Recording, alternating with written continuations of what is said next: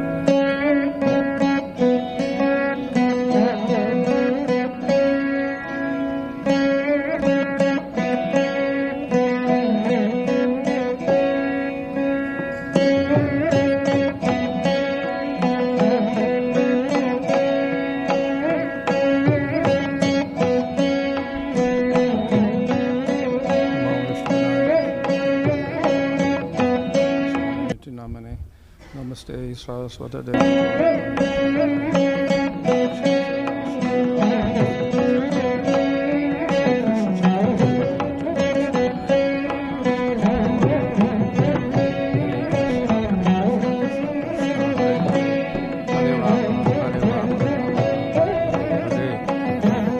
So we are starting a little series on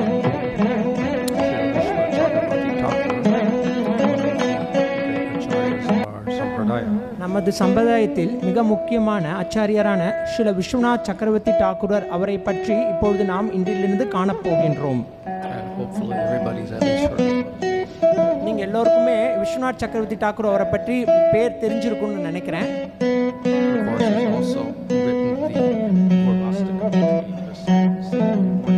தினந்தோறும் நம் காலையில் பாடக்கூடிய அந்த குரு அஷ்டகத்தை ஏற்றியவரும் விஸ்வநாத் சக்கரவர்த்தி டாக்கூரர் தான். But he was a very prolific writer of scripture. அவர் வந்து வைஷ்ணவ சாஸ்திரங்களை ஏற்றதில் மிகவும் புலமை பெற்றவராக இருந்தார். Some of those are, we can say, tattva, philosophical works which explain our philosophy. சிலர் வந்து நம்முடைய தத்துவங்களை பற்றி விளக்கக்கூடிய கவிதைகளாகவும் அவர் இயற்றியிருந்தார். அவர் அது பெரும்பாலும் இந்த உரைக்கு வியாக்கியானம் எழுதுறதுல புலமை பெற்றிருந்தார். ஸ்ரீமத் பாகவதம் முழுமைக்குமே உரை ஏற்றினார்.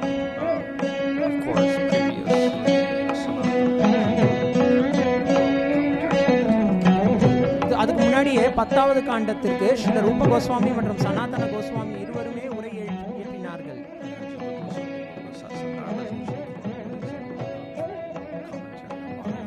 அது மட்டும் இல்லாம ஜீவ கோஸ்வாமி அவர்கள் சத்சந்தர்பா ஏற்றினார். அது வந்து ஸ்ரீமத் பாகவதத்திற்கு பெருமளவில் உரையாக திகழ்ந்தது. அது மட்டும் இல்லாம பல கவிதை நயங்கள் கொண்ட புலமை பெற்ற நூல்களையும் அவர் இயற்றினார். அது வந்து ஸ்ரீ கிருஷ்ணர் செய்த லீலைகளை பற்றி விவரிக்கக்கூடியதாக இருந்தது.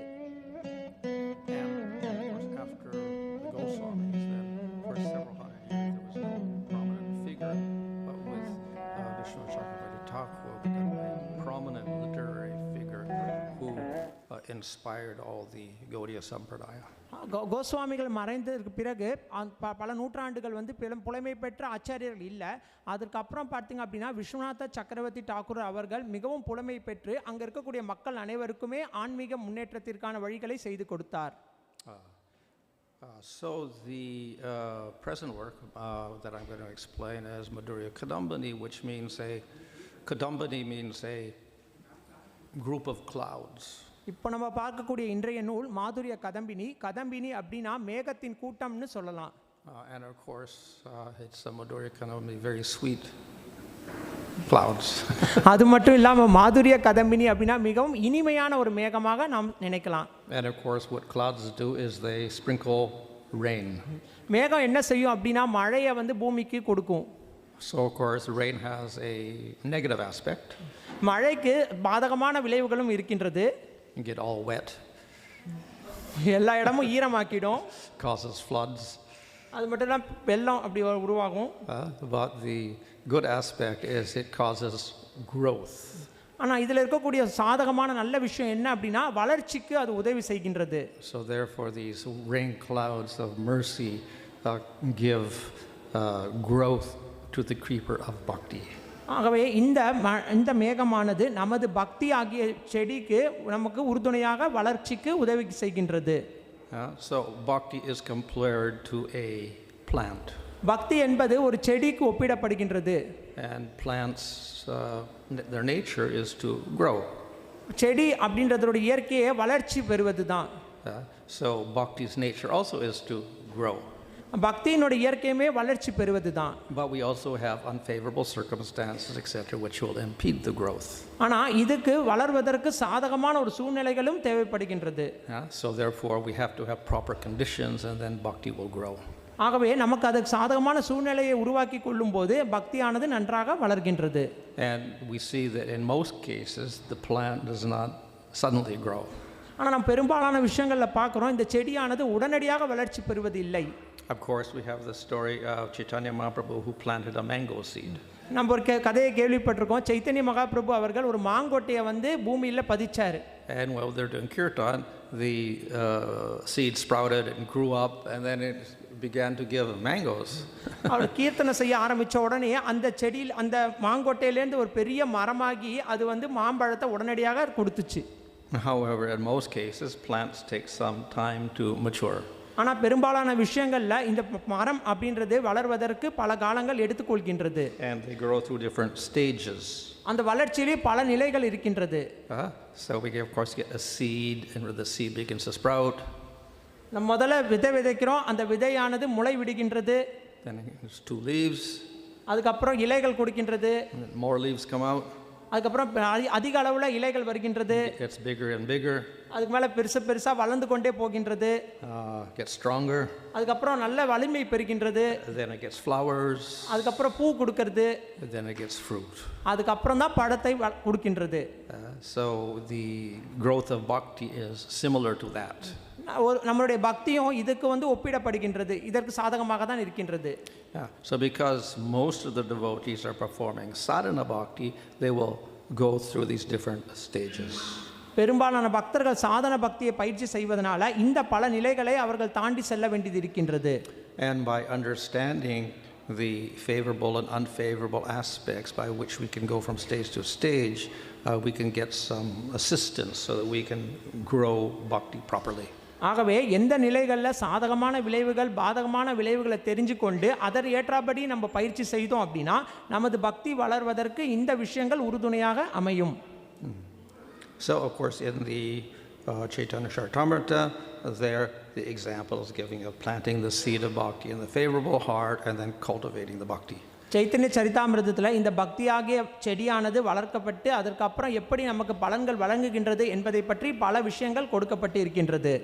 And in the Srimad Bhagavatam itself, in the 2nd chapter, we get a series of verses which describe these various stages.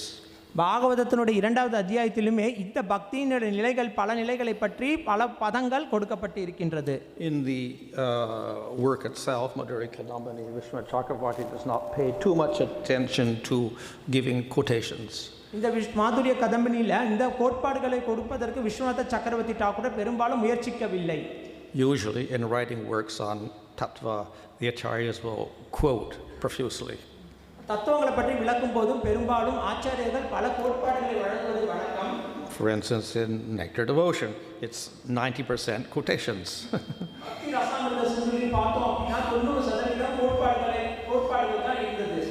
Similarly, Sandarbhas are mainly quotations from Bhakti and then explanations of that.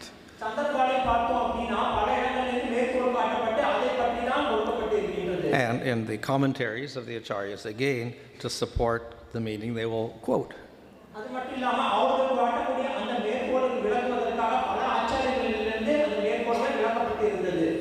All of that, of course, has a reason. And the reason is they want to support whatever they say with proof.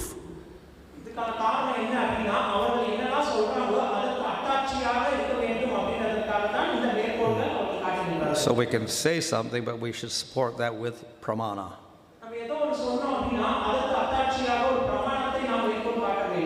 So that is very good for giving conviction and faith to everyone that we are the person who's commenting is following Scripture itself. ஆகவே இந்த வியாக்கியானம் வழங்கக்கூடிய அந்த நபர் சாஸ்திரங்களை பின்பற்றுகின்றார் என்பதற்கு அத்தாட்சியாக அவர்கள் கொடுக்கக்கூடிய இந்த மேற்கோள்கள் அவர்களுக்கு உபதேசிக்கின்றது. However, if we speak of negative aspect of that, is that by quoting here and quoting there, we often lose track of the whole point. ஆனா இதுக்கு பாதகமான விஷயம் என்ன அப்படின்னா இங்க இருந்து அங்க இருந்து மேற்கோள் காட்டும்போது நம்ம சொல்லக்கூடிய அந்த விஷயத்தை நம்ம சிலரும் மாறுபட வாய்ப்பு இருக்கின்றது. For instance, in discussing how Bhakti derides liberation in the first section of the Bhakti Rasamrita Sindhu, Rupa Goswami will give about 30 quotations from different scriptures. பக்தி ரசாமிர்த சிந்துல எப்படி இந்த பக்தியானது முக்தியை வழங்குகிறது என்பதை விளக்குவதற்காக ரூப கோஸ்வாமி அவர்கள் 30க்கும் மேற்பட்ட மேற்கோள்கள் அங்கு வழங்குகின்றார். And after having to read all of those, then you kind of forget what's the main point behind all of this. இதெல்லாம் நம்ம படிச்சோம் அப்படினா நம்ம என்ன பண்ணணும் அப்படின்றதிலிருந்தே நம்ம வழிதவறி செல்லக்கூடிய வாய்ப்புகள் இருக்கின்றது. So at the end of the Madhurya Kadambini, Vishnu Chakravarti says, I've purposely not made too many quotations. ஆகவே விஸ்வநாத் சக்கரவர்த்தி டாக்கூர் அவர்கள் மாதுரிய கதம்பினியில இறுதியில் என்ன சொல்றார் அப்படினா இந்த காரணத்திற்காக தான் நான் பெரும்பாலும் மேற்கோள்கள் காட்டவில்லை அப்படினு சொல்றார். And this makes the work maybe easier to understand. ஆகவே இதனால மக்கள் வந்து இந்த நூலை படிப்பதற்கு மிக எளிமையாக அமையும். It consequently becomes sweeter. அதன் மூலமாக அவர்களது நினைவானது மிக இனிமையாக மாறும். But then at the end he says, if you need these quotations, I will give them, and he gives a few quotations. ஆகவே தான் பெரும்பாலான கோட்பாடு மேற்கோள்கள் காட்டாம சிறிதளவுள்ள முக்கியமான மேற்கோள்கள் இங்கே காட்டியிருக்கின்றார். So though the major part of the work is not made up of quotations, they may refer to one once in a while, nevertheless it is based upon Scripture. அவர் பெரும்பாலும் மேற்கோள்கள் காட்டவில்லை, இங்கங்க அங்கங்க மேற்கோள்கள் காட்டியிருந்தாலும் இது முழுவதுமே சாஸ்திரத்தின் அடிப்படையில் தான் அவர் ஏற்றி இருக்கின்றார். So as I mentioned, the Madhurya Kadambini is tracing the steps of bhakti. நான் ஏற்கனவே சொன்ன மாதிரி இந்த மாதுரிய கதம்பினி அப்படின்றது பக்திக்கு படிக்கல்களாக அமைகின்றது. And this is supported by Scripture itself, Srimad Bhagavatam. இது சாஸ்திரமான ஸ்ரீமத் பாகவதத்தையே அடிப்படையாக கொண்டு அமைந்திருக்கின்றது. So, for instance, in the second chapter of the first canto, then we have a whole series of verses. And of course, in his commentary on these verses, Vishwanath points out all the different stages. பாகவதத்தோட முதல் காண்டம் இரண்டாவது அத்தியாயத்தில் இந்த பக்தியை விளக்கக்கூடிய பல நிலைகள் இருக்கின்றது. அத்தனைக்குமே விஸ்வநாத் சக்கரவர்த்தி டாக்கூர் அவர்கள் தங்களது விளக்க உரையை எப்படி பக்தியில் முன்னேறுவது அப்படின்றதற்கு கொடுத்திருக்கின்றார். So he starts the stages with this particular quotation, O Brahmanas, attraction for topics concerning Krishna will arise by service to the great devotees, followed by faith, followed by surrender to the feet of the pure Guru, and by desire to hear. அவர் என்ன சொல்றார் அப்படின்னா கிருஷ்ணரிடத்துல கவர்ச்சியானது பக்தர்களுக்கு தொண்டு செய்வதன் மூலமாக வருகின்றது. அதன் மூலமாக நம்பிக்கை வளரப்பெற்று பிறகு பகவானுடைய தூய தாமரை பாதத்தில் ஒருவருக்கு நம்பிக்கை ஏற்பட்டு அவரை பற்றி மீண்டும் மீண்டும் கேட்கக்கூடிய ஆர்வம் வருகின்றது. So there he analyzes there are 4 stages. இங்க வந்து 4 நிலைகளை பற்றி அவர் விளக்குகின்றார். There is mercy of devotees, then there's service to devotees, then we get faith, and then we take shelter of Guru.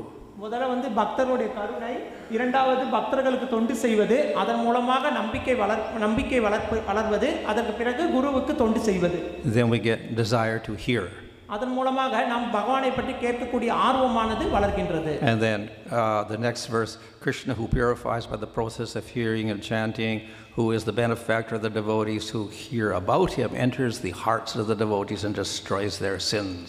ஆகவே கிருஷ்ணர் எல்லா இதயத்திலும் இருக்கக்கூடியவர். அந்த கேட்பது மற்றும் நம்பிப்பதின் மூலமாக அவர்களது இதயத்தில் இருக்கக்கூடிய அனைத்து விதமான பாவமான எண்ணங்களையும் விலக்கி தூய பக்தி என்கின்ற ஒரு நிலையை மனதிற்குள் விதைக்கின்றார். So by hearing and performing bhakti, then the abhadra, the sins or the anarthas begin to get destroyed.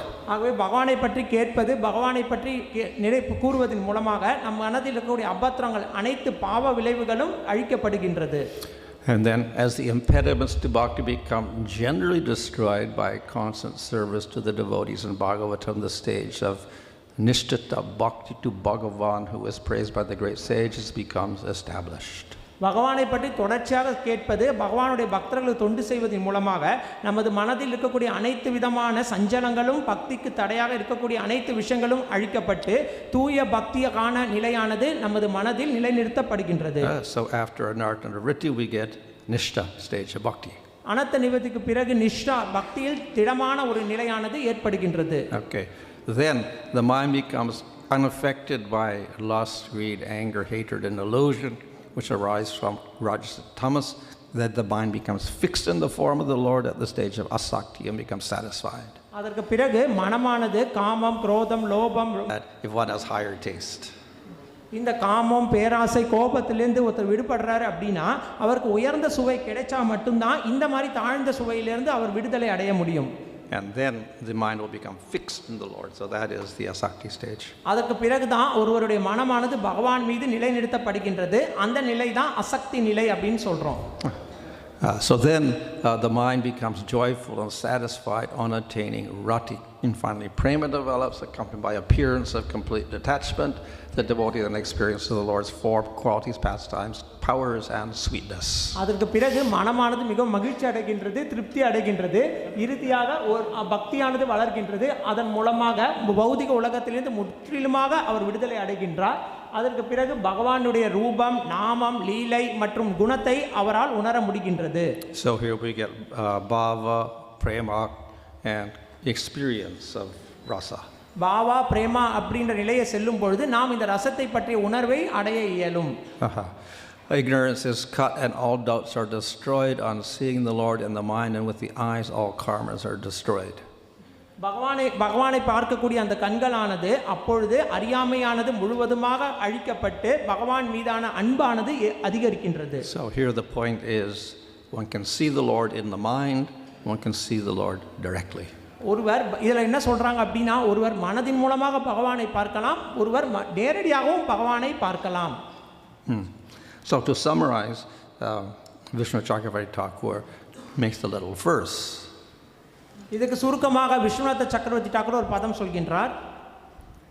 So he says the 14 steps are as follows: mercy of devotees, service to devotees, faith, surrender to Guru, desire for worship or hearing, and bhakti, clearance of anarthas, nishta, ruchi, asakti, rati or bhava, prema, seeing the Lord and experiencing the Lord's sweetness. இங்கு 14 நிலைகளை பற்றி சொல்கின்றார். முதல்ல பகவானுடைய பக்தர்களுடைய கருணை, பக்தர்களுக்கு தொண்டு செய்வது, நம்பிக்கை, குருவிடத்தில் சரணம் அடைவது, வழிபாடு செய்வது அல்லது பகவானை பற்றி கேட்பதற்கான ஆசை, பக்தி, மனதின் தூய்மை, அனர்த்தங்களிலிருந்து தூய்மை, நிஷ்டா, ருசி, ஆசக்தி, ரதி, பிரேமா, பகவானை பார்ப்பது மற்றும் பகவானுடைய இனிமையை உணர்வது.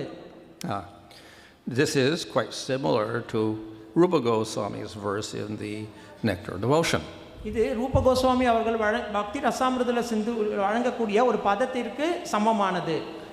So there is association, then one gets faith, then one associates with the devotees to learn the scriptures, then one practices bhakti, then the anarthas are destroyed, then one gets steady bhakti, then one gets attachment, then ruchi, that's ruchi, then attachment, and then bhava and prema. முதல்ல பக்தருடைய சங்கத்தை ஒரு அணுக வேண்டும். அதற்கு பின்னால் அவருக்கு நம்பிக்கை ஏற்படுகின்றது. அந்த நம்பிக்கையின் மூலமாக அவர் பக்தர்களுடன் சேர்ந்து சாஸ்திரங்களை படிக்கின்றார். பிறகு அவர் பக்தியை பயிற்சி செய்கின்றார். இதன் மூலமாக அவரது அனர்த்தங்கள் அனைத்தும் நீங்கப்பட்டு அவர் நிலையான பக்தி நிலைக்கு குழப்பமின்றி அடைகின்றார். அதற்கு பிறகு பகவானை பற்றி கேட்பதற்கான ஆசை அவரிடத்தில் தோன்றுகின்றது.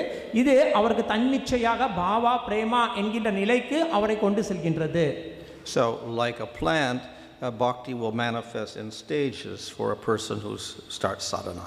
சாதனாவை பயிற்சி செய்யக்கூடிய ஒரு பக்தருக்கு எப்படி செடியானது படிப்படியாக வளர்கின்றதோ அதுபோல பல நிலைகளில் பக்தியானது அவருக்கு வளர்ச்சி பெறுகின்றது.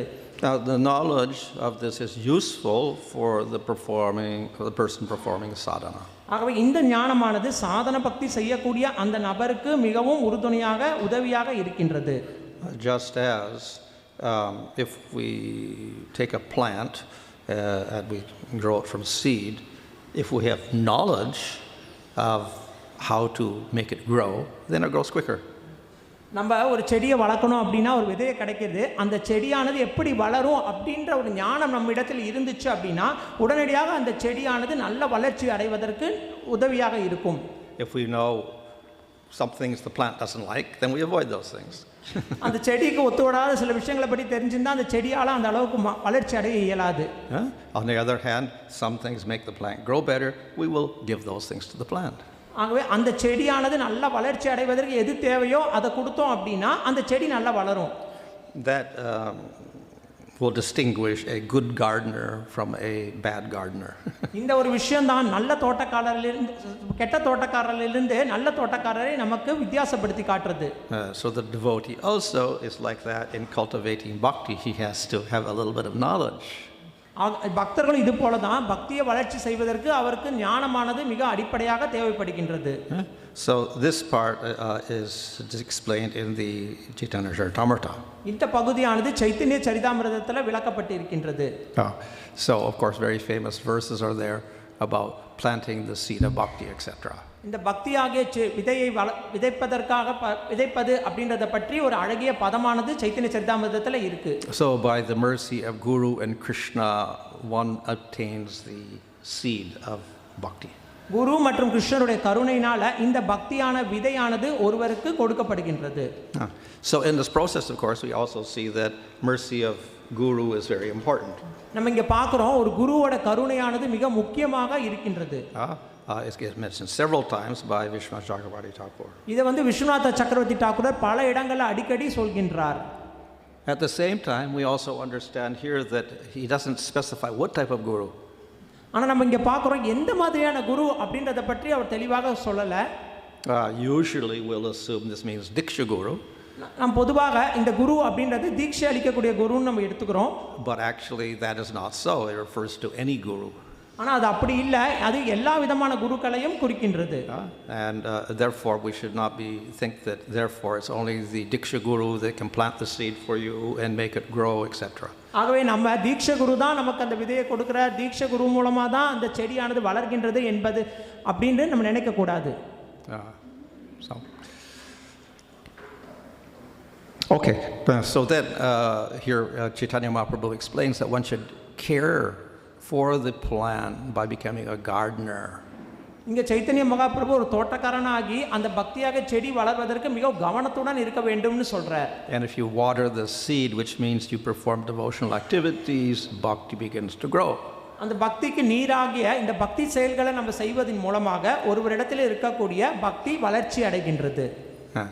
So the plant sprouts, it grows and grows and grows, and then it goes beyond the universe.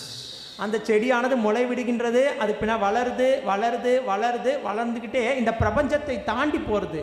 So the Bhagavatam described how through the process of bhakti the gunas are surpassed. Bhagavatam எப்படி பக்தி செய்வதன் மூலமாக ஒருவர் இந்த குணத்தை தாண்டி செல்கின்றார் அப்படின்றத விளக்கி சொல்கின்றது. So the process of bhakti goes beyond viraja, which is the borderline between material and spiritual world. இந்த ஆன்மீக உலகம் மற்றும் பௌதிக உலகத்திற்கு இருக்கக்கூடிய பிரஜ நதியை தாண்டி ஒருவர் செய்யக்கூடிய பக்தியானது செல்கின்றது. It goes beyond Brahman and reaches the spiritual sky. அவர் இந்த பிரம்மத்தை தாண்டி ஆன்மீக இயற்கையை அடைகின்றார். Okay, so through the watering process of Shravana, Kirtana, etc., bhakti keeps growing, and then it reaches the lotus feet of Krishna. பக்திக்கு நீராகிய பகவானை பற்றி கேட்பது நாம சங்கீர்த்தனம் செய்வதன் மூலமாக இந்த பக்தியானது வளர்ச்சி பெற்று இறுதியில் கிருஷ்ணரிடத்தில் நம்மை அழைத்து செல்கின்றது. So when it reaches the feet of Krishna, then it grows more. கிருஷ்ணரை அடைஞ்சோம் அப்படின்னா மேலும் வளர்ச்சி அடைகின்றது. And then it produces the fruit of prema. அதற்கு பின்னால் பிரேமையாகிய இந்த அற்புத கனியை நமக்கு வழங்குகின்றது. At the same time, the gardener is still cultivating his plant in the material world. ஆனால் அதுக்கு அப்படியும் பார்த்தோம் அப்படின்னா அந்த தோட்டக்காரர் இந்த பௌதிக உலகத்தில் செடியை வளர்த்து கொண்டு தான் இருக்கின்றார். But he can also taste the fruit. அது மட்டும் இல்லாமல் அவரால் அந்த பழத்தை சுவைக்கவும் முடியும். Okay.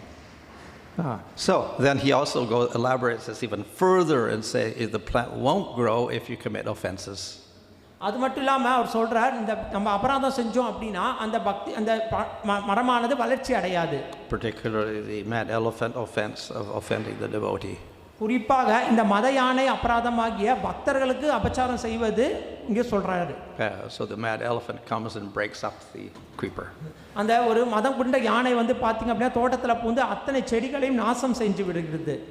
So therefore the gardener has to put a fence around his bhakti creeper.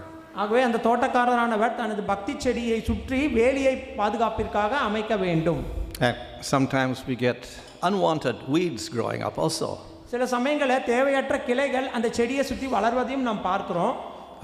And he even gives a nice long list. There's Nishirachar, Kutinati, Jivahimsa, etc. அவர் வந்து இங்கே ஒரு பெரிய பட்டியலை கொடுக்குறார். நிச்சாதாரா, குட்டிமணிதி அப்படின்னு சொல்லிட்டு அந்த கிளை அந்த தேவையற்ற விதைகளை பற்றி சொல்கின்றார். So all of these weeds have to be uprooted. ஆகவே இந்த தேவையற்ற கிளைகளானது தூக்கி எறியப்பட வேண்டும். If one doesn't distinguish the weeds from the creeper, then the weeds will grow up and choke the bhakti creeper. ஒரு நல்ல செடியிலிருந்து இந்த தேவையற்ற கிளைகளை வந்து வித்தியாசப்படுத்தி பார்க்க தெரியல அப்படின்னா அவரது பக்தியானது முற்றிலுமாக அழிந்து விடும். So using these examples, this example particularly, and that whole stage discussed in Bhagavatam, Bhaktivinoda Thakur writes this work. ஆகவே இந்த முழுவதுமாக ஆராய்ச்சி செய்து பக்திவினோத் தாக்கூரர் இந்த ஒரு நமக்கு காவியத்தை கொடுத்திருக்கின்றார். So that great sweet cloud of mercy, the cloud is the mercy of Chaitanya Mahaprabhu. இந்த இனிமையான மேகம் அப்படின்றது சைத்தன்ய மகாபிரபு நமக்கு வழங்கி இருக்கக்கூடிய கருணை. And that sweet cloud of mercy of Chaitanya Mahaprabhu will help that seed of bhakti sprout and grow. Chaitanya Mahaprabhu வழங்கக்கூடிய இந்த இனிமையான மேகமானது நமது பக்தியாகிய செடி வளர்வதற்கு நமக்கு பெருமளவுல உதவி செய்கின்றது. So the cloud of mercy of Chaitanya Mahaprabhu is huge, like the clouds in the sky. We can't measure them, and unpredictable also. Chaitanya Mahaprabhu வழங்கக்கூடிய இந்த கருணையானது மேகம் போல பெருமளவில் இருக்கின்றது. நம்மால் அதை அளக்க முடியாது. அது மட்டும் இல்லாமல் நம்மால் யூகிக்கவும் முடியாது. Sometimes they rain, sometimes they don't rain. சில சமயம் மழை வரும், சில சமயம் மழை வராது. But nevertheless, it's the unlimited mercy of Chaitanya Mahaprabhu, so we expect that he will give proper rain at the proper time. ஆனா இது சைத்தன்ய மகாபிரபுவுடைய சிறந்த கருணை அப்படின்றதுனால அவர் சிறந்த நேரத்துல சரியான நேரத்துல சரியான மழையை கொடுப்பார்ன்றது நம்பிக்கை நம்மிடத்தில் இருக்கணும். So merciful, the cloud is so merciful that just when the cloud appears in the sky, then there is relief. இந்த மேகமானது ரொம்ப கருணையானது. மேகம் வந்து தோன்றின உடனேயே நமக்கு ஒரு மன நிம்மதி ஏற்படுறது. So when the cloud appears, it begins to get cool. மேகம் வந்ததுக்கு அப்புறம் என்ன நடக்குது? நம்ம உடனே குளிர்ச்சி ஆகிறது. It doesn't rain, but at least it gets cool. மழை வரலனா கூட ஓரளவுக்கு குளிர்ச்சியை நமக்கு கொடுக்கின்றது. So just by the approach of Chaitanya Mahaprabhu also we get relief from the miseries of the material world. Chaitanya Mahaprabhu அனுகரத்தின் மூலமாகவே இந்த பௌதிக உலகத்தில் இருக்கக்கூடிய அனைத்து துன்பங்களிலிருந்தும் நமக்கு ஒரு மன நிம்மதி, ஒரு சந்தோஷம் கிடைக்கிறது. And we become joyful in our heart. அது மூலமாக நமது இதயத்தில் நம் பெருமளவுல மகிழ்ச்சியை சந்திக்கலாம். So Vishnu Chakravarti Thakur, he prays that rain cloud of Chaitanya's mercy will also fall upon himself, the author. அதனால் அவர் விஸ்வநாத சக்கரவர்த்தி டாக்கூர் என்ன சொல்றார் அப்படின்னா இந்த காவியத்தை ஏற்றி இருக்கக்கூடிய தனக்கும் சைத்தன்ய மகாபிரபுடைய கருணையானது கிடைக்க வேண்டும் அப்படின்னு சொல்லிட்டு அவர் வேண்டிக்கிறார். He compares himself to a dried up tree in the desert who needs the rain. அவர் தன்னையே ஒரு காஞ்ச இடத்துல இருக்கக்கூடிய ஒரு செடிக்கு ஒப்பிடுறார். அத்தகைய செடி மீதும் சைத்தன்ய மகாபிரபுடைய கருணை கிடைக்கணும் அப்படின்னு சொல்லிட்டு அவர் பிரார்த்திக்கிறார். So if he gets that mercy of Chaitanya Mahaprabhu, then the plant of bhakti will grow very nicely. Chaitanya மகாபிரபுடைய இந்த கருணை கிடைச்சது அப்படின்னா இந்த பக்தியான செடியானது அற்புதமாக வளர்ச்சி அடையும். So of course we all like to progress and have growth. நம்ம எல்லாருக்குமே வளர்ச்சி அடையணும், நல்ல முன்னேற்றம் அடையணும் அப்படின்ற ஆசை இருக்கின்றது. And if we don't progress and grow, we become very frustrated. நம்ம வளர்ச்சி அடையல அல்லது முன்னேற்றம் அடையல அப்படினா விரக்தி அடைந்து விடுகின்றோம். So therefore the devotee also has to find the means by which his bhakti will continue to flourish. ஆகவே இந்த தனது பக்தி முன்னேற்றம் அடைவதற்கான அந்த வழிகளை பக்தர்கள் நிச்சயமாக தெரிந்து கொள்ள வேண்டும். And by understanding the different stages in the development of bhakti, then he can get some hints on how to cultivate and help that bhakti grow. பக்தியில் இருக்கக்கூடிய நிலைகளில் எப்படி முன்னேற்றம் அடைவது அப்படின்றத தெரிஞ்சுக்கிறதன் மூலமாக தனது பக்தியானது எப்படி வளரும் அப்படின்ற சில விஷயங்களை அவரால் புரிஞ்சு கொள்ள முடியும். So after offering his respects to Chaitanya Mahaprabhu, then he offers his respects to Rupa Goswami. அவர் சைத்தன்ய மகாபிரபுக்கு தனது நமஸ்காரத்தை சொன்னதுக்கு பிறகு ரூப கோஸ்வாமி அவர்களிடத்தில் பிரார்த்தனை செய்கின்றார். And why Rupa Goswami? Because it's through Rupa Goswami that the people of the world get an explanation of rasa in very clear terms. அவர் ஏன் ரூப கோஸ்வாமி இடத்துல வந்து பிரார்த்தனை செய்கிறார் அப்படின்னா ரூப கோஸ்வாமி அவர்களுடைய கருணையின் மூலமாக தான் மக்களுக்கு ரசம் மற்றும் பல பேர ஆனந்தத்தை பற்றிய விஷயங்கள் வெளிப்படுத்தப்பட்டது. He does not reject others in the past who've explained bhakti and glorified bhakti. முந்தைய காலத்தில் பக்தியை பற்றி புகழ்ந்து பக்தியை பற்றி விளக்கியவர்களை அவர் வந்து நிராகரிக்கவில்லை. But it is Rupa Goswami that makes the rasa of bhakti available to everybody. ஆனால் ரூப கோஸ்வாமி அவர்கள் தான் இந்த ரசமானது அனைவருக்கும் வழங்கக்கூடிய விதத்தில் செயல்பட்டு இருந்தார். Of course, one work is Bhakti Rasamrita Sindhu. The explanations he gives there are very wonderful. அவர் பக்தி ரசாமிருத சிந்துல கொடுக்கக்கூடிய விளக்கங்கள் மிக மிக அற்புதமானது. And then in Ujjwala Nilamani, he expands on Madhurya Rasa. மேலும் உஜ்வல நீராமணியில் மாதுரிய ரசத்தை பற்றி அவர் மேலும் விவரித்து சொல்கின்றார். So these two works we get a very detailed analysis of what rasa is. இந்த ரெண்டு வேலைகள் மூலமாக ரசம் அப்படினா என்ன அப்படின்றத பற்றி ஆழ்ந்த உணர்வானது நமக்கு கிடைக்கின்றது. Actually in Ujjwala Nilamani at the beginning he explains that this work is an explanation of rasa, but it also is the experience of rasa. அவர் வந்து உஜ்வல நீலாமணியில் ஆரம்பத்தில் இது வந்து ரசத்தை பற்றிய ஒரு விளக்கமாக தான் இருக்கின்றது, ஆனாலும் இது ரசத்தை ஒருவருக்கு உணர்வாக கொடுக்கின்றது. Just as Srimad Bhagavatam explains rasa, and by reading it one experiences rasa. உதாரணத்துக்கு சொல்லணும் அப்படின்னா பாகவதம் ரசத்தை பற்றி விளக்குகின்றது, அந்த பாகவதத்தை படிக்கிறதன் மூலமாக அந்த ரசத்தை அவரால் உணர முடிகின்றது. So therefore rasa is we can say ultimately the goal of the jiva. ரசம் அப்படினா இந்த ஒரு ஜீவனுடைய இறுதியான நோக்கம் அப்படினு நம்ம சொல்லலாம். It's also the goal of scripture. மேலும் சாஸ்திரத்தின் நோக்கமாகவும் இருக்கின்றது. Now of course when we hear the word rasa that we may think it's very elevated. நம்ம ரசம் அப்படினா பெருமளவுல ஏதோ ஒரு விஷயம் அப்படினு சொல்லி நினைக்கிறோம். That is true. ஆனா அது உண்மைதான். But nevertheless we are worshiping Krishna because of his sweet rasa. நம்ம கிருஷ்ணரை வழிபடுவதற்கான காரணம் அவரிடத்தில் இருக்கக்கூடிய இந்த இனிமையான ரசம் தான். So therefore we do have to understand something about rasa as well. ஆகவே நம்ம ரசத்தை பற்றிய விஷயங்களை நிச்சயமாக தெரிந்து இருக்க வேண்டும். So Rupa Goswami revealed that rasa. ரூப கோஸ்வாமி அவர்கள் அந்த ரசத்தை தான் வெளியிடத்தில் கொடுக்கின்றார். Ultimately behind Rupa Goswami is Chaitanya Mahaprabhu. Chaitanya Mahaprabhu தான் ரூப கோஸ்வாமி அவர்களுக்கு பின்னால் இருக்கக்கூடிய ஒரு நபர். The great rain cloud of mercy is Chaitanya Mahaprabhu. That is also full of rasa. அந்த மேகமாகிய ஒரு இனிமையான ஒரு விஷயம் வந்து சைத்தன்ய மகாபிரபு, அந்த சைத்தன்ய மகாபிரபு தான் ரச ஸ்வரூபமாகவும் இருக்கின்றார். But the explanation came through Rupa Goswami. ஆனா அந்த விளக்கங்களை அவர் ரூப கோஸ்வாமியின் வழியாக நமக்கு வழங்குகின்றார். Now interestingly enough, then later on it is Vishwanath Chakravarti Thakur who also expanded that rasa. அதற்கு பின்னால் விஸ்வநாத சக்கரவர்த்தி டாக்கூர் அவர்கள் இந்த ரசத்தை மேலும் விரிவுபடுத்தினார். And therefore if we read his commentary on Bhagavad Gita, then we'll begin to appreciate the rasa of Krishna rather than just the concepts of jnana and karma yoga etc.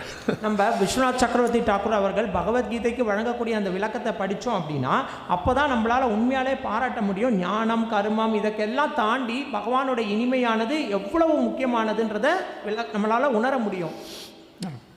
So in the first of course this work is the sweet rain cloud of mercy, but it's divided into chapters which are called showers, vrishti.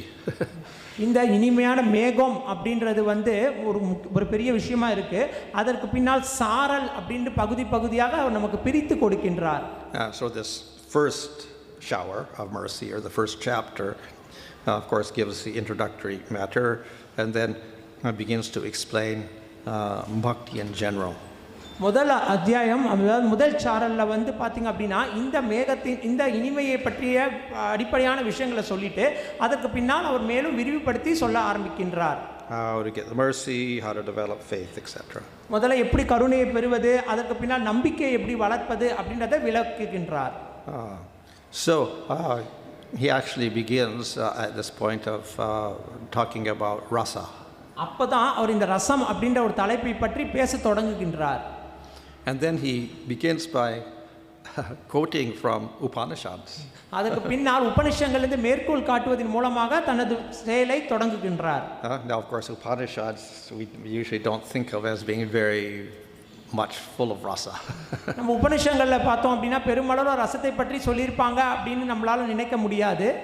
But nevertheless rasa should be mentioned there, otherwise where is the praman for rasa in Shruti? ஆனா ரசத்தை பற்றி நிச்சயமாக சொல்லி இருக்கணும். இல்லனா ஸ்ருதிக்கு எங்க இந்த பிரமாணமானது நம்ம எடுக்க முடியும்? So if we look closely then we'll find yes, rasa is there. நம்ம உற்று நோக்கி பார்த்தோம் அப்படினா நிச்சயமாக ரசம் இருக்கின்றது. ஆம். So this gives us a Shruti praman from Upanishad, which is very strong. ஆகவே இது உபநிஷங்களிலிருந்து ஸ்ருதி பிரமாணம் நமக்கு கொடுக்கின்றது. இந்த ஸ்ருதி பிரமாணம் தான் மிகவும் வலிமையான ஒரு அத்தாட்சி. So there's a very famous section in the Taittiriya Upanishad. Taittiriya உபநிஷத்துல ஒரு மிகவும் பிரசித்தமான ஒரு பகுதி இருக்கின்றது. It talks about the various purushas. இங்க பல புருஷர்களை பற்றி அங்க சொல்லி இருக்காங்க. It's all very, we say, symbolic or metaphorical. அது எல்லாமே பாத்தீங்க அப்படினா கவிதை நயத்துல இலக்கண ரீதியாக இருக்கின்றது. So we have the Annamaya Purusha, the food Purusha, we have the Pranamaya Purusha, we get the Manomaya Purusha, the Vijnanamaya Purusha, and the Anandamaya Purusha, different Purushas. அங்க வந்து அன்னமய புருஷா, ஞானமய புருஷா அப்படின்னு பல புருஷர்களை, ஆனந்தமய புருஷா அப்படின்னு சொல்லிட்டு பல புருஷர்களை பற்றி விளக்கி இருக்கின்றார்கள். And they have their angas of their body, the head and the arms and the feet and tail, etc. அவர்கள் உடம்புல இருக்கக்கூடிய பல பகுதிகள், தலை, கைகள், கரங்கள், கால்கள் அப்படின்னு சொல்லிட்டு பல அங்கங்களை பற்றி அங்கே கொடுக்கப்பட்டிருக்கின்றது. Which represent, we say, different levels of consciousness. இது ஒருவருடைய உணர்வை பல நிலைகளில் வெளிப்படுத்தி காட்டுகின்றது. So at the end of that description there is the description of the Anandamaya Purusha. அதோட இறுதியில பாத்தீங்க அப்படினா ஆனந்தமய புருஷர் அப்படின்ற அவரை பற்றிய விளக்கமானது கொடுத்திருக்கு. So our acharyas say the Anandamaya Purusha is Supreme Lord. நம்முடைய ஆச்சாரியர்கள் இந்த ஆனந்தமய புருஷர் தான் முழுமுதற் கடவுள்னு சொல்லி சொல்றாங்க. And then there's a statement there that the tail or the basis is Brahman Pucham Pratishta. Brahman is established at the base.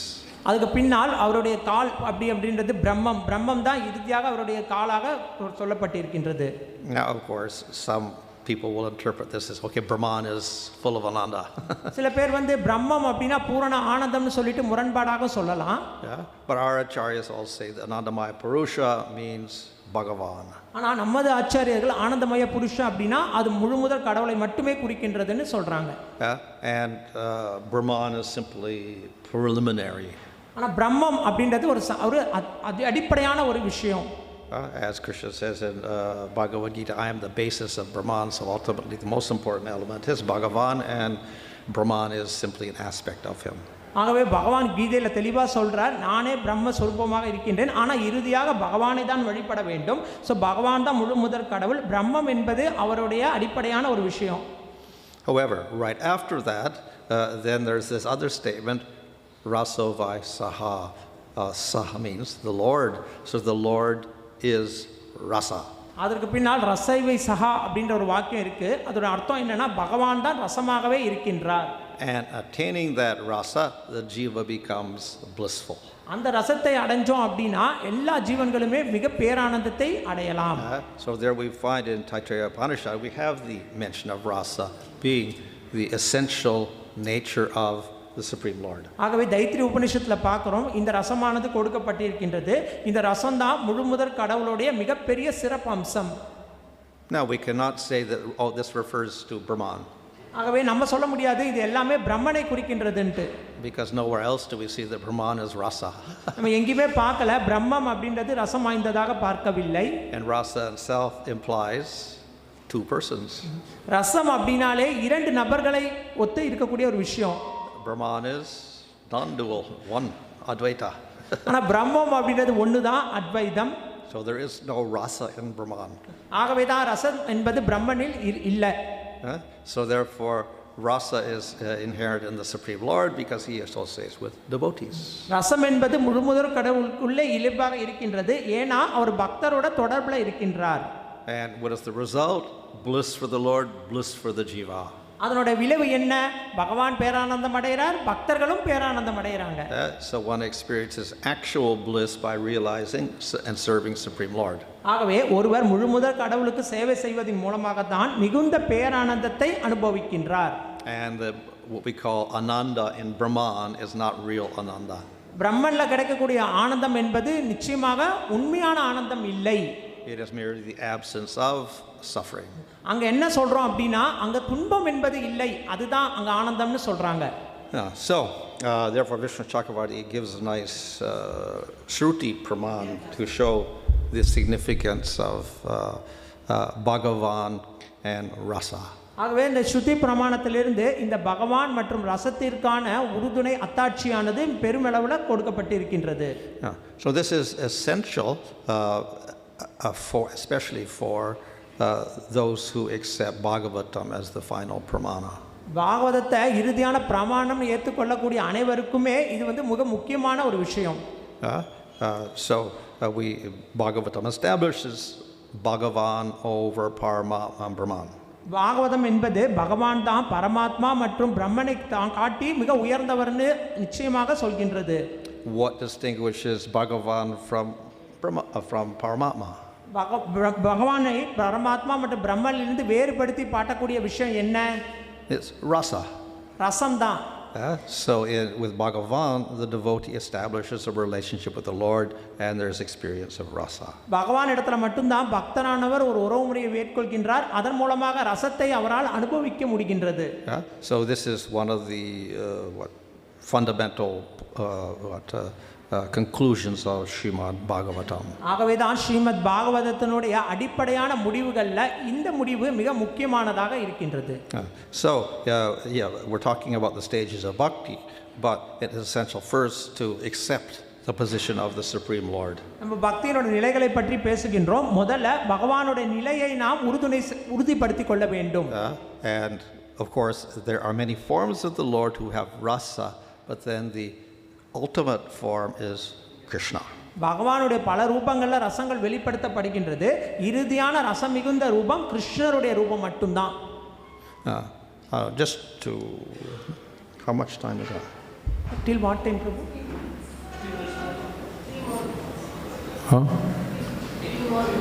15 minutes. Okay. So anyway, this the rasa is not elaborately described in this work, but of course it's described in Nectar of Devotion. ரசமானது இந்த நூல்ல வந்து பெருமளவுல விளக்கப்படல, ஆனா பக்தி ரசாமிர்த சிந்துல பெருமளவுல விளக்கப்பட்டிருக்கின்றது.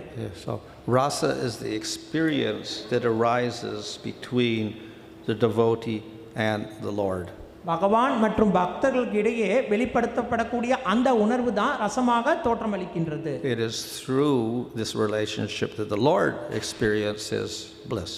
பகவானோட உறவு கொள்வதன் மூலமாக தான் இந்த பேரானந்தத்தை அனுபவிக்க முடிகின்றது. That is why we say Krishna never exists without Radha, because without Radha there's no rasa, no bliss.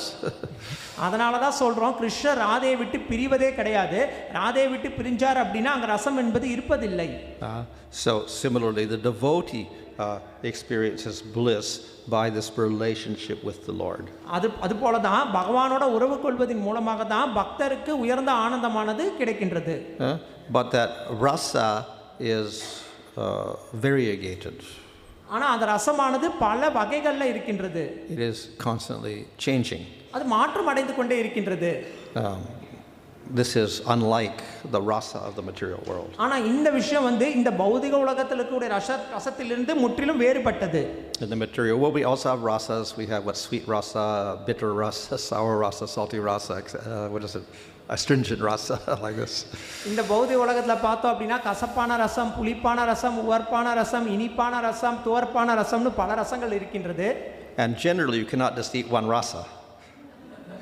You can't just take one rasa and eat sweet, sweet, sweet, or sour, sour, sour, or salty, salty, salty.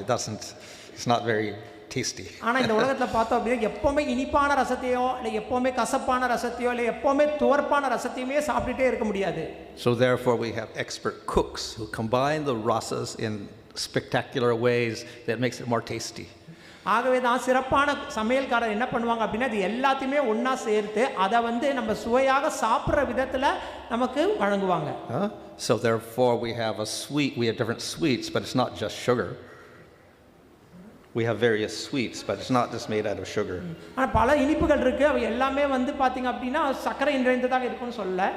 So they'll combine it with ghee and flour and spices and maybe some nuts and whatever. அந்த இனிப்புல பாத்தீங்க அப்படினா நெய், பல விதமான விஷயம், பாதாம், முந்திரி போன்ற நட்ஸ், இந்த மாதிரி பார்த்தா விஷயங்களை வந்து அதுல கொடுக்கப்பட்டிருக்கு. They may add milk. அதுல பால் சேர்க்கறாங்க. Or some other substances, fruits or whatever, and this way we get sweet, but it's also sweet with maybe some other flavors in it. It makes it more palatable to us. ஆனா இனிப்புல பாத்தீங்க அப்படினா மேலும் பல விஷயங்களை சேர்த்து மேலும் இனிமையாக்குறாங்க. அதன் மூலமாக அந்த இனிப்பானது நறுமணம் மிக்கதாகவும் இனிப்பு அதிக சுவை உள்ளதாகவும் நமக்கு கிடைக்கிறது.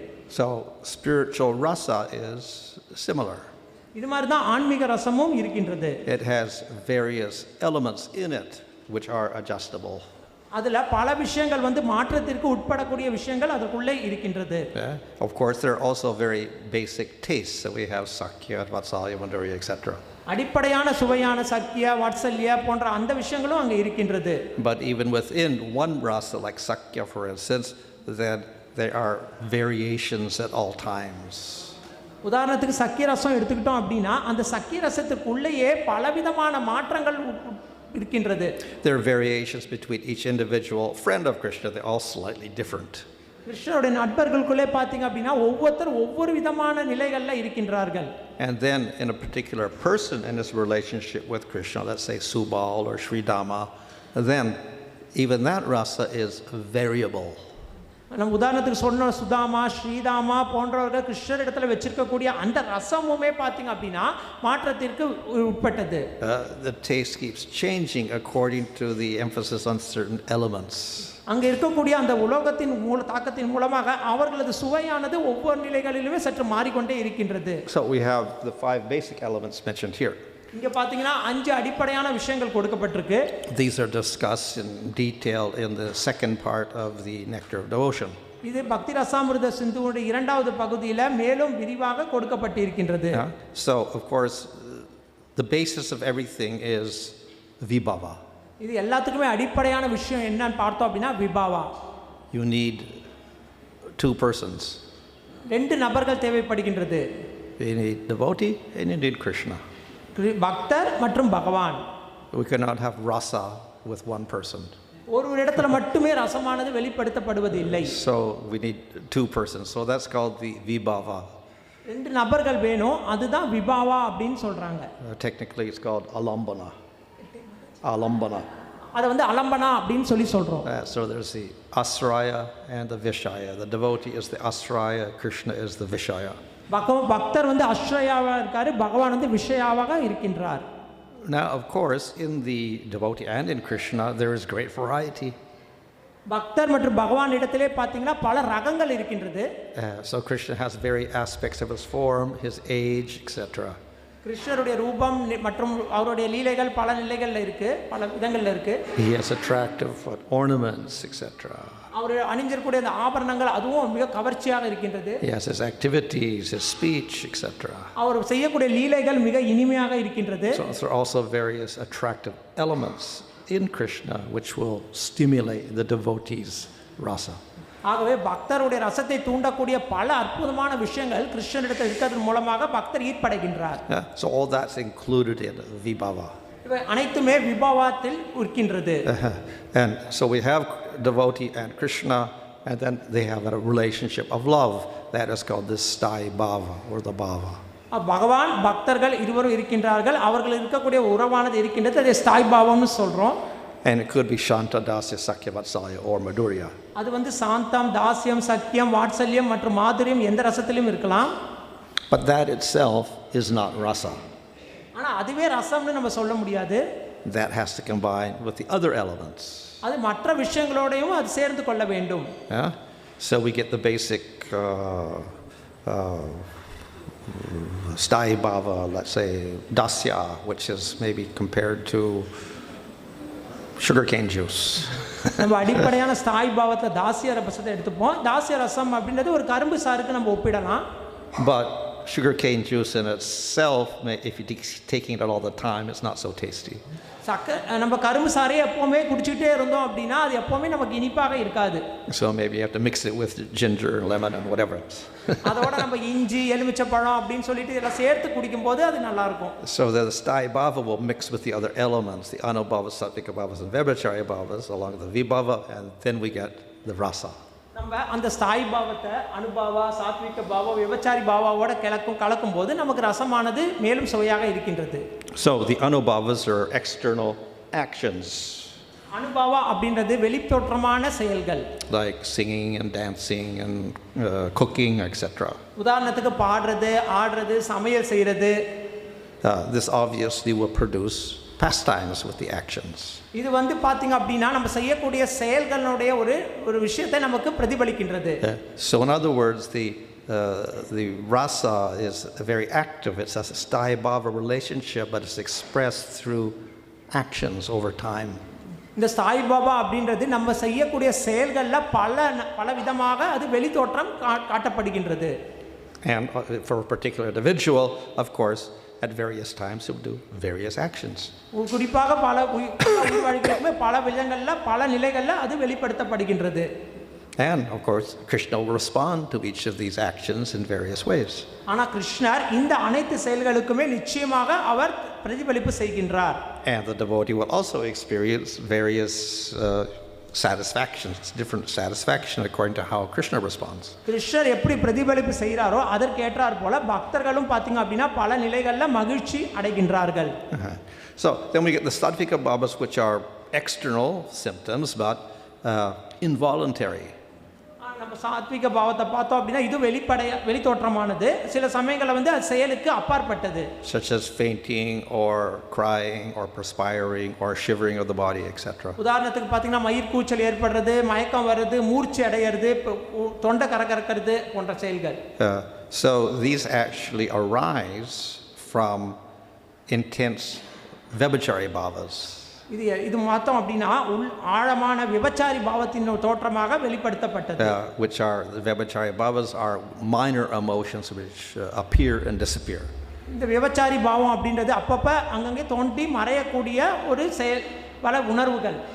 So the sattvika bhavas, from seeing the sattvika bhavas we can infer something of the internal emotions of the particular devotee.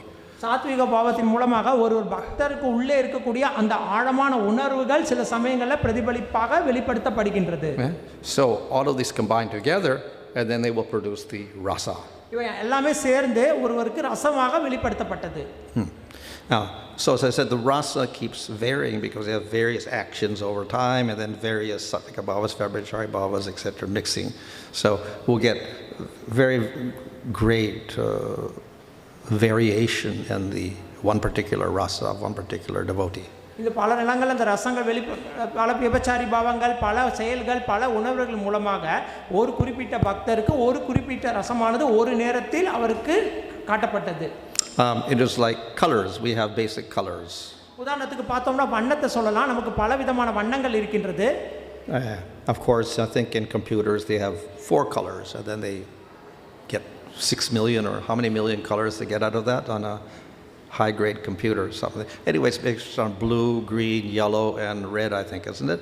And then out of that they get maybe 6 million shades of color.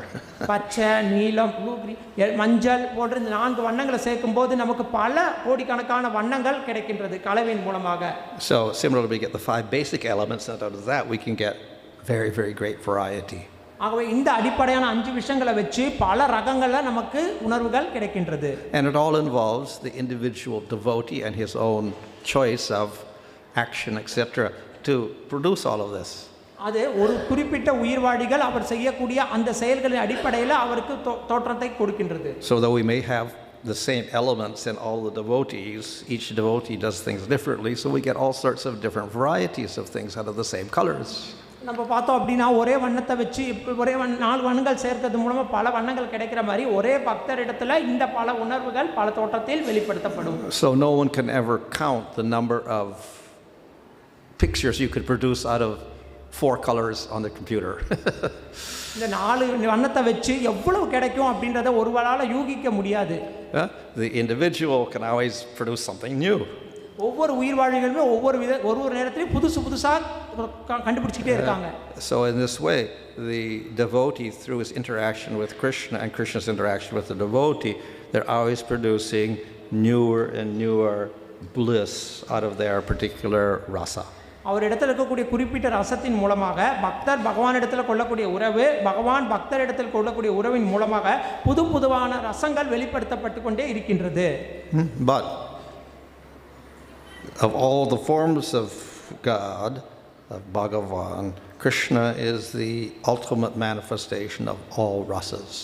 ஆனா பகவான் இருக்கக்கூடிய ரூபத்துல இறுதியாக அனைத்து ரசத்தின் சொரூபமாக இருக்கக்கூடியவர் கிருஷ்ணர் ஒருவர் மட்டுமே.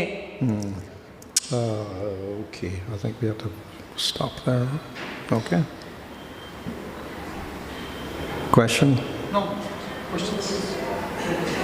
No questions. Next session. Oh. 5 minutes. Okay. Hare Krishna. There will be now small Guru Puja for Vishnu Sakar Thakur, and you can take prasadam from Maharaj's hand and then go for morning prasadam feast.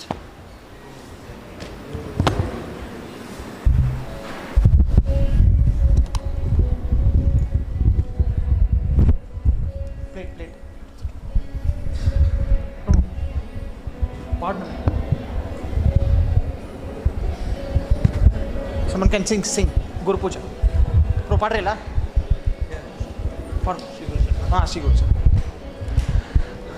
Hare Krishna devotees, after taking prasadam as much as quickly you can come back for the second session.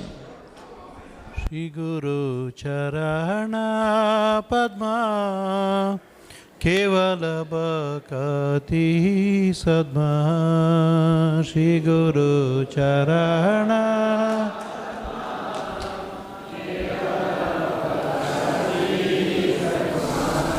Bandho moi savadana mate Bandho moi savadana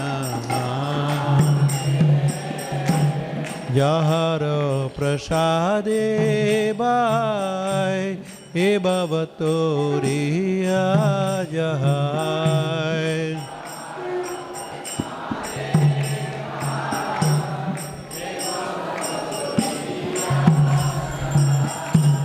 Krishna prapti hoy jaha hoyte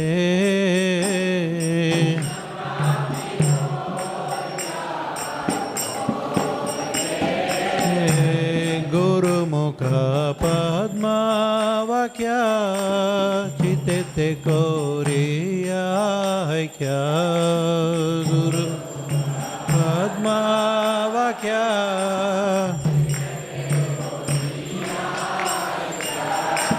Arana kore ho mane asha Arana kore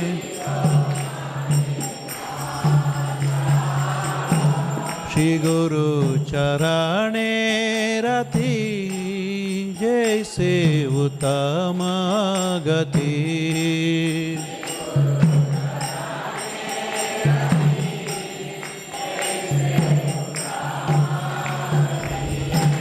Je prasade pure sarva asha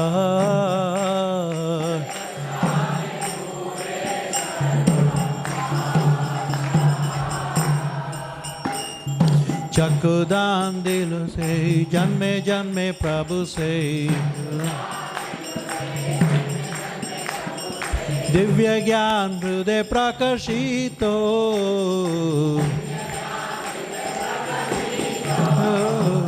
प्रेम भक्ति जहा होते अविद्या विनाश जाके वेदे गाय जहर चरितो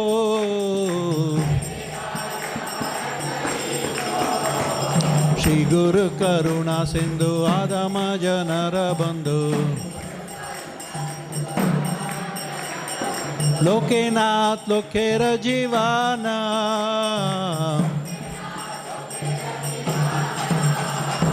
आहा प्रभु करो दय देह मोरे पदचय हे बेजास गुशुक त्रिभुवना शील प्रभुपाद पतित पवना जय प्रभुपदा जय प्रभुपदा प्रभुपदा जय प्रभुपदा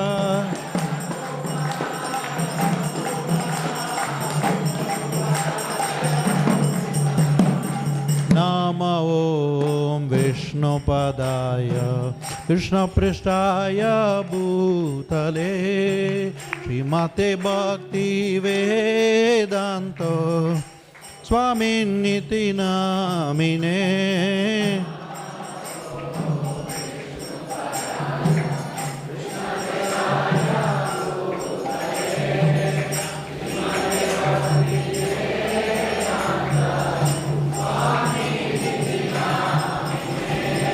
नमस्ते सारस्वते देवे गौरवाणी प्रचारिणे निर्विशेष शून्यवादी पाश्चात्यादिशतारिणे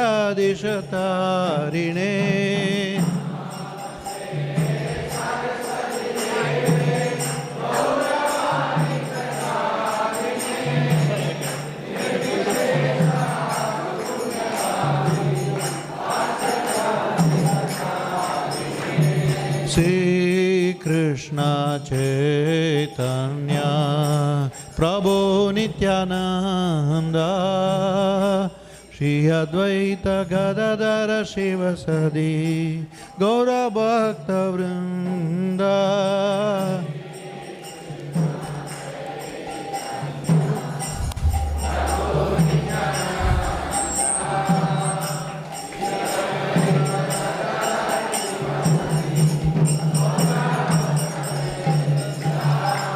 श्री कृष्ण चैतन्य प्रभु नित्यानंद श्री अद्वैत गदाधर शिवसदि गौर भक्त वृंद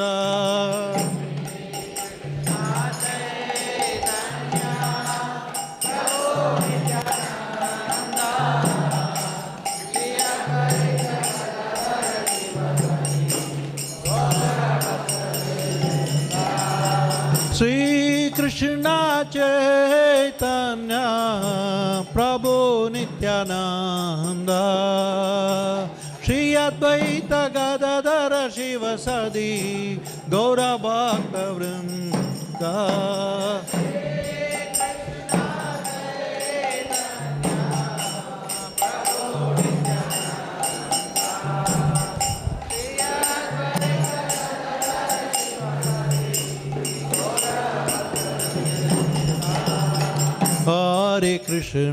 हरे Krishna Krishna Krishna Hare Hare Hare Ram Ram Ram Hare Hare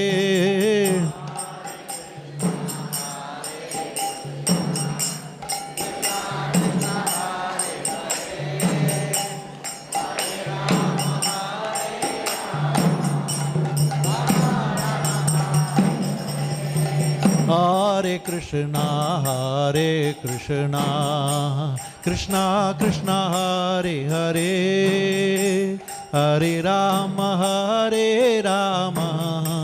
Rama Rama, Hare Hare.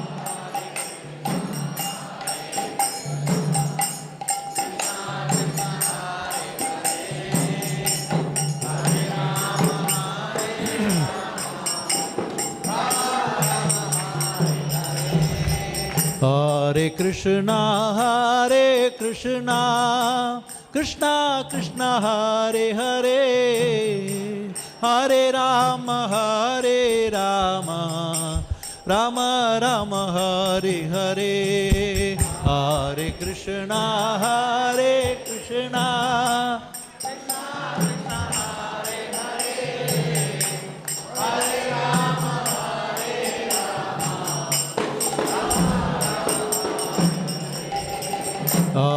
Krishna Hare Krishna, Krishna Krishna, Hare Hare, Hare Rama, Rama Rama, Hare Hare.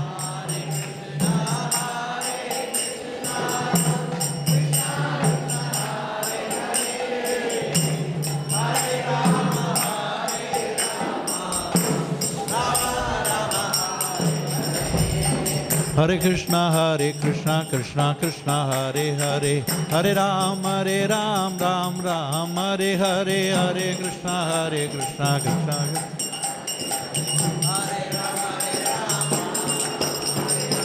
Hare Krishna, Krishna Krishna, Hare Hare, Hare Ram, Ram Ram, Hare Hare.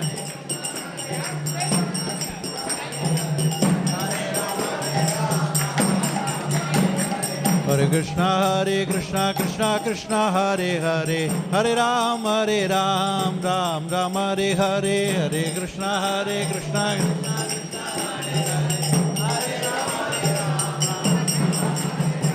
Hare Krishna, Krishna. Hare Krishna, Krishna Hare Hare, Hare Ram, Ram Hare Hare.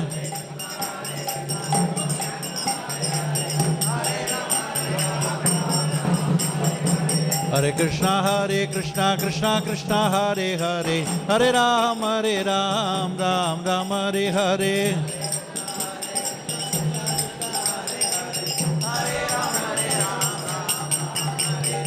Hare Krishna, Krishna Hare Hare, Hare Ram, Ram Hare Hare.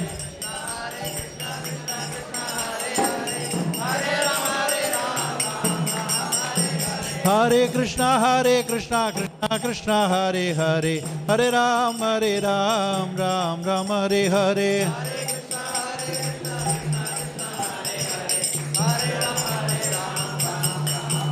Hare Haraya Nama Krishna Yadavaya Namaha, Gopal Govinda Ram Madhusudana. Hare Krishna Yadavaya Namaha. Hare Haraya Nama Krishna Yadavaya Namaha, Gopal Govinda Ram Madhusudana.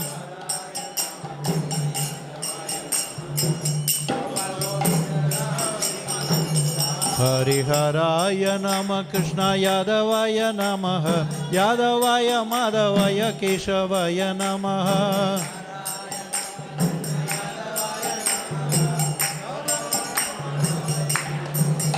Hare Haraya Nama Krishna Yadavaya Namaha, Yadavaya Madhavaya Keshavaya Namaha.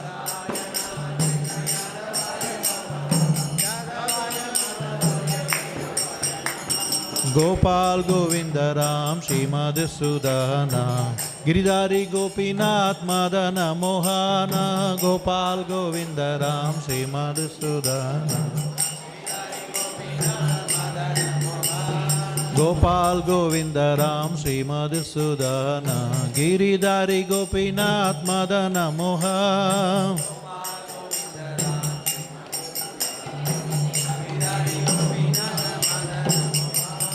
Gopal Govinda Ram Madhusudan, Giridhari Gopinath Madana Moha.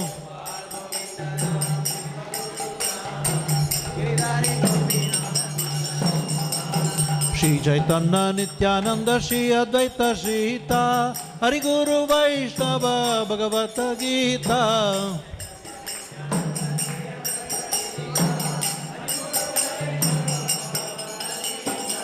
Gopal Govinda Ram Srimad Sudana Giridhari Gopinath Madana Mohana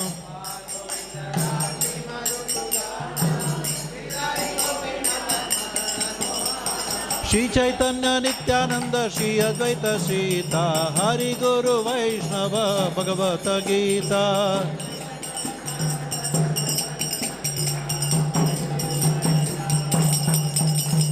Shri Rup Shri Sanatana Bhatta Raghunatha Shri Jiva Gopala Bhatta Dasa Raghunatha Shri Rupa Sanatana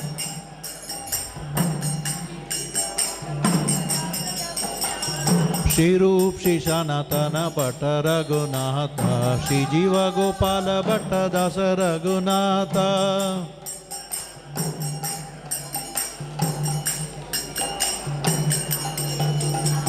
Eshai Goshai Kuri Charanandandan Jaha Hoite Vignana Sabishta Puran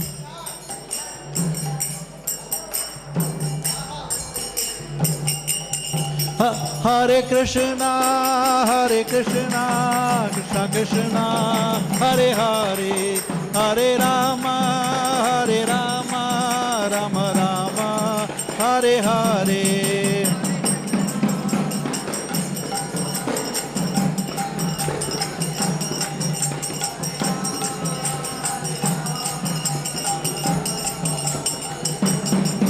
Jaya Vaishnava Thakur, Vaishnava Thakur, Vaishnava Thakur, Jaya Vaishnava Thakur.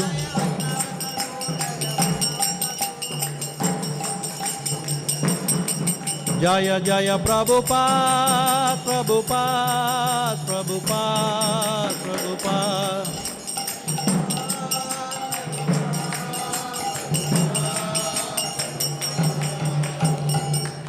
जय ओम विष्णुपाद परमहंस परिव्राजकाचार्य श्रुत श्रीमद वचनारविंद भक्ति वेदांत स्वामी श्रील प्रभुपाद की अनंत कोटि वैष्णव वृंद की नमाचार्य श्री हरिदास ठाकुर की प्रेम से कहो श्री कृष्ण चैतन्य प्रभु नित्यानंद श्री अद्वैत गदाधर अश्वसी गुरु भक्त वृंद की श्री श्री राधा कृष्ण गोप गोपीनाथ राधा कुंड गिरि गोवर्धन की मथुरा वृंदावन धाम की मायापुर नवद्वीप धाम की गंगे मुनमाय की भक्ति देवी की तुलसी महारानी की अनंत कोटि वैष्णव वृंद की समवेत भक्त वृंद की शिष्य विश्वनाथ चक्र ठाकुर की जय गौर प्रेमानंदे all glories to the assembled devotees all glories to the assembled devotees all glories to the assembled devotees all glories Shri Guru and Gauranga Guru Srila Prabhupada.